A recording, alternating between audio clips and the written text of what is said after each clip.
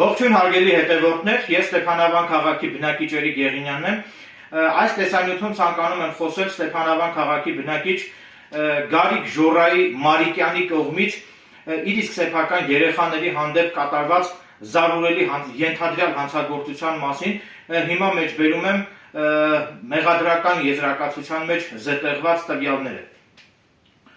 Ուրեմն, Ստեփանավան քաղաքի բնակիչ Գարիկ Ժորայի Մարիկյանին մեղադրանք է առաջադրվել այն բանի համար, որ նա 2025 թվականի օգոստոսի 30-ին իր տանը ծխելու, ինչպես նաև ավտոմեքենայից գումար գողանալու հարցերի շուրջ առաջացած վիճաբանության ժամանակ իր մերձավոր ազգականը հանդիսացող անչափահաս որդուն ֆիզիկական ներգործության ենթարկելու միասնական եւ ուղղակի դիտավորությամբ ձեռքերով կացնի փայտյա պոչով բազմաթիվ հարվածներ է հասցրել վերջինիս մարմնի տարբեր հատվածներին, այլումին լարով բազմաթիվ հարվածներ է հասցրել վերջինիս մեջքին, ապա երկաթյա շղթայով կապել ոտքերը, այնուհետև շղթայի վրա ամրացրել կողպեկ, որպեսզի գործողություններով վերջինիս պատճառել է առողջության թեթև վնասի հատկանիշներ չպարունակող մարմնական վնասվածքներ։ Իսկ վերոնշյալ վիճաբանությանը միջամտելու պատճառով ձեռքերով եւ այլումին լարով բազմաթիվ հարվածներ է հասցրել իր մերձավոր ազգական հանդիսացող մյուս անչափահաս որդու մարմնի տարբեր մասերին, այդ թվում ոտքի եւ պարանոցի շրջաններին, վերջինիս պատճառելով առողջության թեթև վնասի հատկանիշներ չպարունակող մարմնական վնասվածքներ։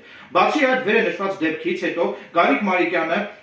հանդիսանալով ընտանեկան եւ կենցաղային բռնություն գործադրած անձ, խախտելով իր նկատմամբ ոստիկանության Ստեփանավանի բաժնում 2025 թվականի օգոստոսի 30-ին ժամը 23:10-ին 25 օր ժամկետով կայացված ընտանեկան կանխարգելման ու ընտանեկան եւ կենցաղային բռնության ենթարկված անձանց պաշտպանության մասին ՀՀ օրենքով նախատեսված անհետաձգելի միջամտության որոշման պահանջները 2025 թվականի սեպտեմբերի 3-ին ժամը 9-ի սահմաններում այցելել է որդու ուսման վայր, մոտեցել է վերջինից եւ գտնվելով նրանից մոտ 5 մետր հեռավորության վրա փորձել է խոսակցություն ունենալ նրա հետ։ Այսինքն վերօրյալից ակնհայտ է, որ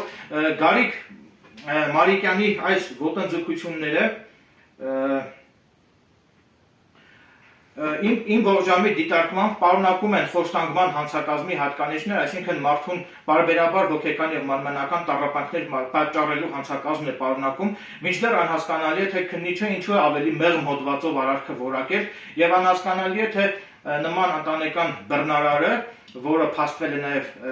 մեղադրական եզրակացությամբ եւ այս գործը ներկայումս քննվում է Լոռու մարզի ընդհանուր իրավասության դատանի վարույթում դռնված ընթացակարգով, ուստի ինձ համար անհասկանալի է, թե նման արարք կատարելու մեջ մեղադրվող անձը ինչու է մինչեւ հիմա ազատության մեջ եւ կարծում եմ, որ քննիչների, Լոռու մարզի քննիչների եւ Լոռու մարզի դատախազների վատ աշխատանքի արդյունքում է, որ նա մինչեւ հիմա գտնվում է ազատության մեջ։ Այսքանը։ Շնորհակալություն ուշադրության համար։